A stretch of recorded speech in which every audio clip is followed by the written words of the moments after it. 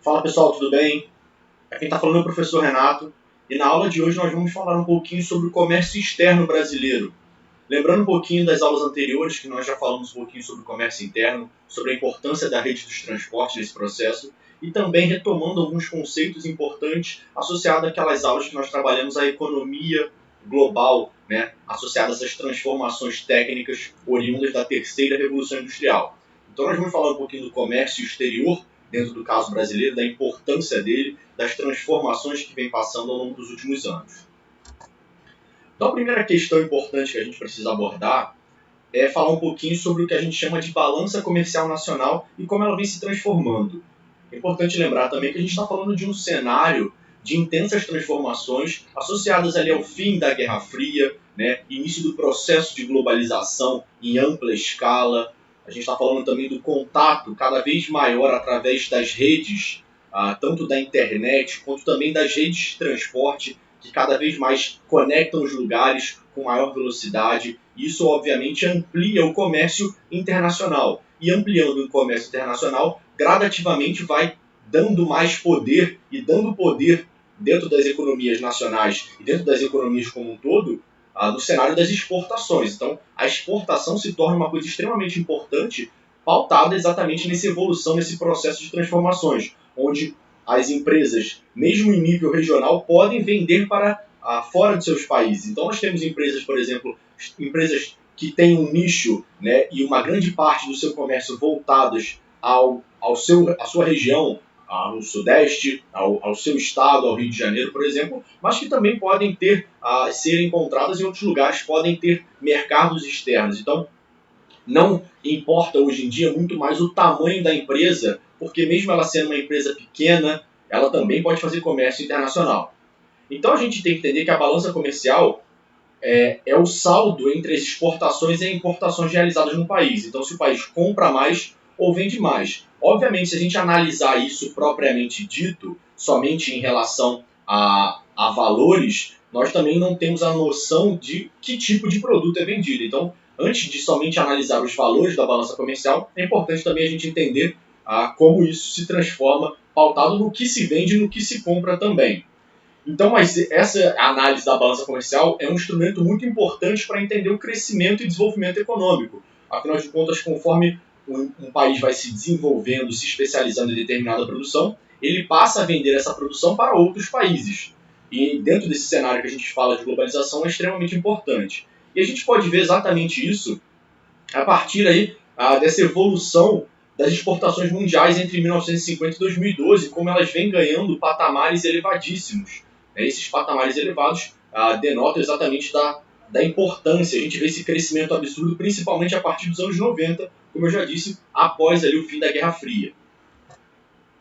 E aí, quando a gente fala de balança comercial brasileira, a gente precisa entender que ela passou por uma série de transformações ao longo da história.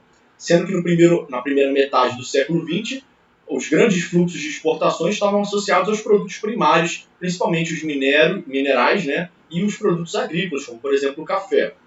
Gradativamente, com o avanço da industrialização brasileira, iniciada ali fortemente a partir dos anos 30, e aí mais solidificada ali a partir dos anos 50, como a gente já viu nas aulas sobre industrialização, entre os anos 50 e os anos 70 começou a se importar maquinária e tecnologia para modernizar. Então o Brasil começa a comprar muita tecnologia de fora para poder ampliar, né, principalmente ali dentro do período JK, começar a crescer. Então o Brasil, que sempre vendeu muito minério e produto agrícola, a partir dos anos 50 continua vendendo esse tipo de produtos, mas começa a importar e comprar maquinários. E aí, gradativamente, com a consolidação, né, desse modelo urbano industrial, a entrada do Brasil, de fato, no período, na globalização, a partir dos anos 90, gradativamente a balança comercial brasileira vai se alterando e ficando um pouco mais diversificada. Então a gente pode ver ali nesses dois gráficos, por exemplo, da importação por categorias de uso e participação na pauta, ou seja, na economia como um todo, a gente vê que o Brasil consome muito bens intermediários, bens de capital, petróleo, bens de consumo. Já a exportação, a gente vê aí que grande parte da nossa exportação está associada aos produtos básicos, alguns produtos manufaturados, entre outras questões. Então a gente vê que a gente tem uma diversificação ainda bastante grande se a gente comparasse isso com gráficos anteriores, a gente veria uma presença majoritária, talvez, de produtos básicos, né, no primeiro momento ali da pauta de exportação, e de importação, nós veríamos uma série de produtos ali, de bens intermediários, maquinários, com uma presença muito mais intensa. Então, quando a gente fala de Brasil no atual cenário, a gente precisa lembrar que o Brasil, hoje em dia, se destaca, né, como um dos grandes produtores de commodities, tanto das commodities minerais quanto das commodities agrícolas. Lembrando que commodities são aqueles produtos de baixo valor agregado, ou seja, que tem pouco valor agregado, portanto não passam por várias etapas de beneficiamento de industrialização. São eles os minérios, são eles os produtos agrícolas sem grandes transformações, ou seja, sem grandes passagens pela indústria.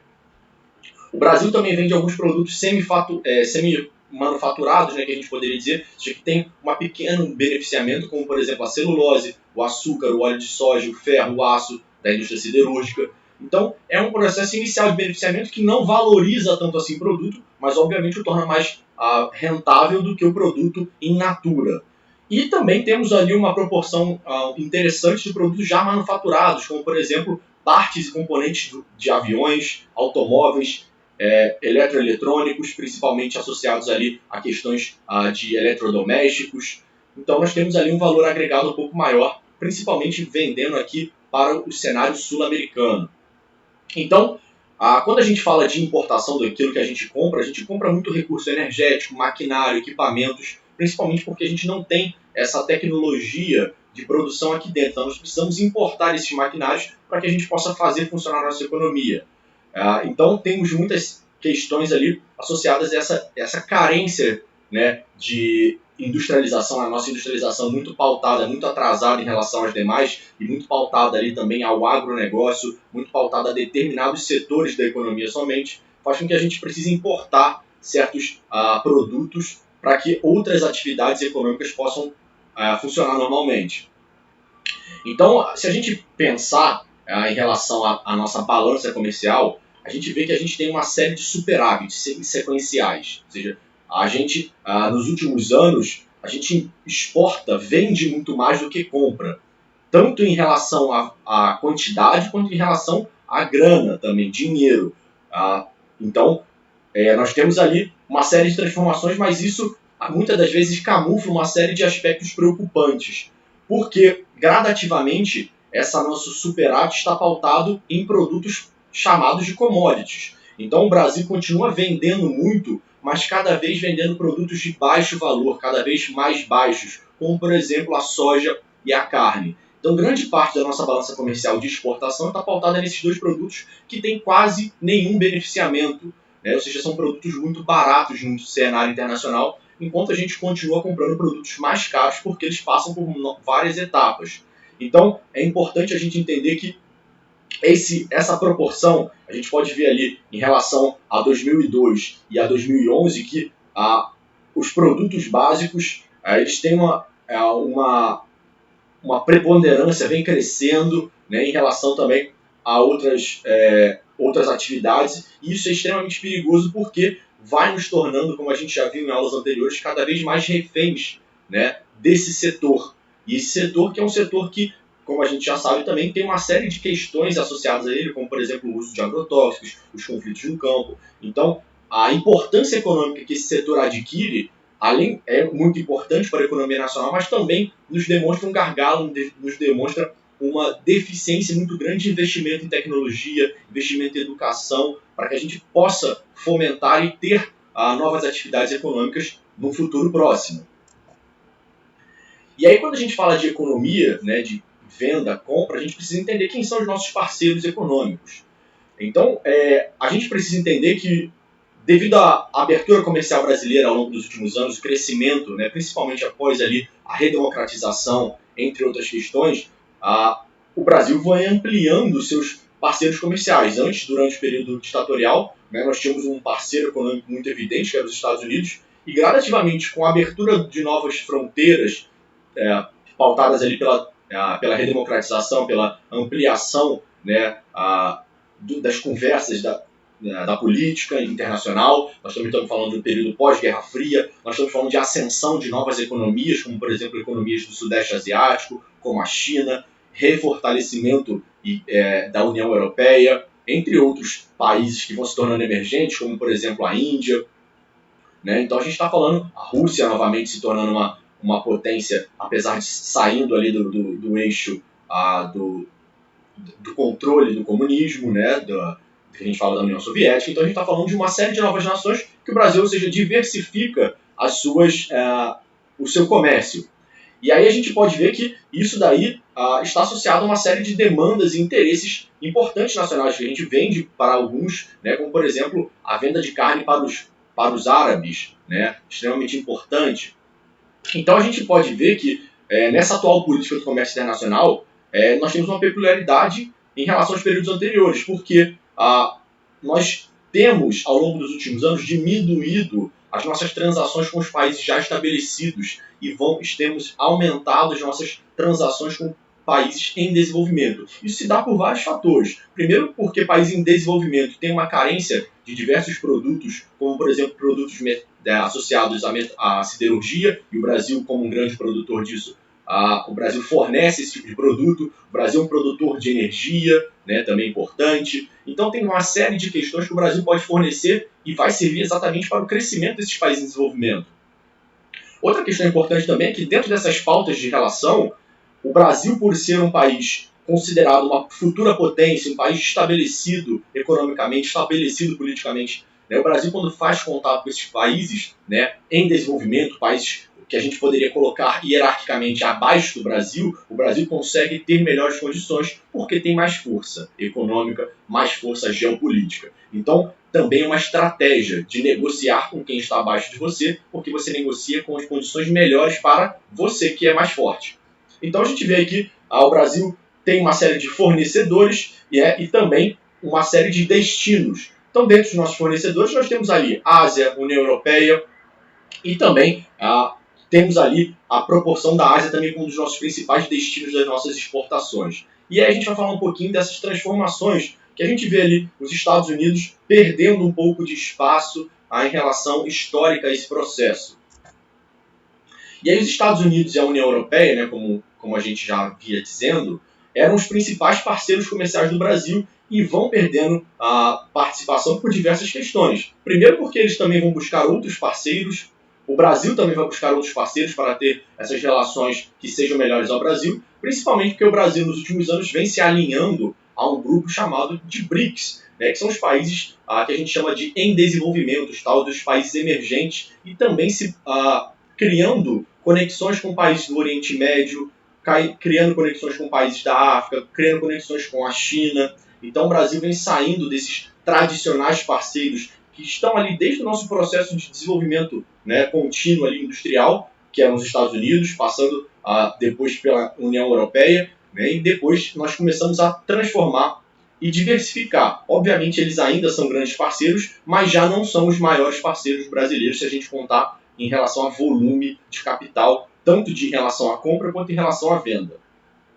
E aí a gente tem o caso da China. Né? A China se tornou o maior parceiro comercial do país, né? Uma grande compradora, principalmente de uma série de produtos primários brasileiros, o que também é um certo problema, principalmente porque, pelo fato da China estar em amplo crescimento, o Brasil aumentou vertiginosamente a níveis superiores ao esperado a sua venda para a China.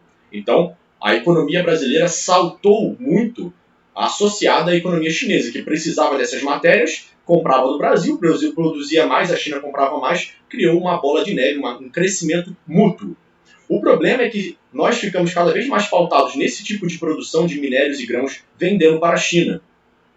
E aí o que acontece é que gradativamente, a China também vai buscar outros acordos comerciais com outros países. A China tem feito uma série de investimentos em países da África, uma série de investimentos em países, regiões do Oriente Médio, para exatamente ter benefícios, ter custos menores ao sul da Ásia também. E isso daí faz com que a China possa diminuir as suas demandas em relação à economia brasileira, em relação à produção brasileira.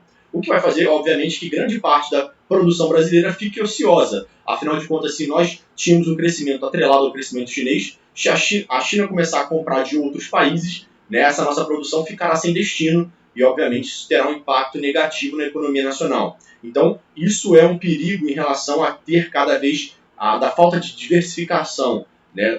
Hoje em dia, o Brasil está muito atrelado à China em relação à economia, principalmente também em relação a produtos primários. Então, nós temos aí um problema duplo, né, associado ali a possível investimento e fuga da China para outros mercados. Isso tende a ser um problema no futuro próximo, caso o Brasil não diversifique sua produção ou que não consiga acordos comerciais com outras regiões, como, por exemplo, com a União Europeia novamente, com os Estados Unidos ou com outras regiões do planeta, né, que sempre são carentes de certos produtos esses podem ser produzidos no Brasil. Não somente a soja, não somente o minério. O Brasil poderia diversificar também a sua produção a fim de atingir mais mercados e não único exclusivamente o mercado chinês, que está em ascensão, mas está em desaceleramento também.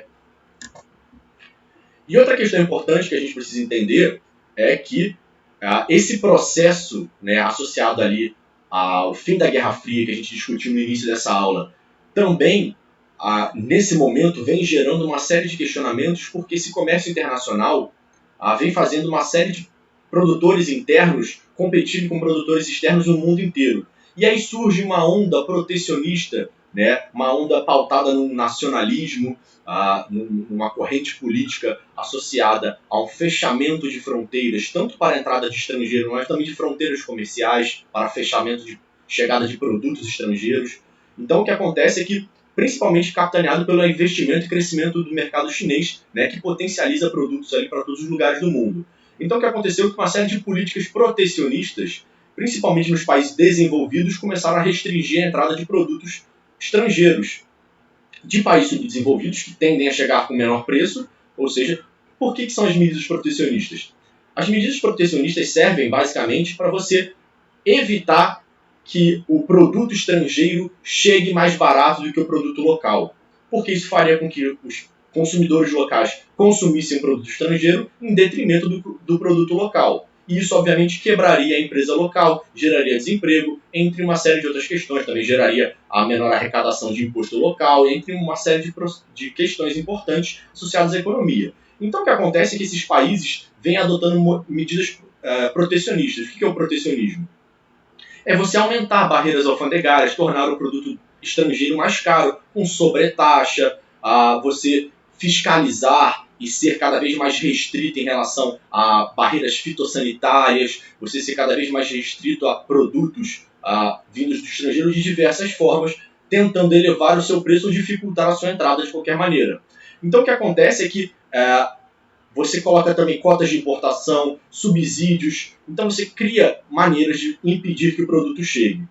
Obviamente, essa tendência é uma tendência que está associada a um momento específico, pautada ali na crise de 2008, que a gente teve recentemente, uma crise do mercado interno ali, imobiliário americano, que gerou uma onda de protecionismos, né, que estão associados também a uma série de transformações políticas, demográficas, como, por exemplo, a xenofobia. Então, todos esses processos caminham juntos, né, e aí colocam em questionamento até mesmo o cenário da globalização.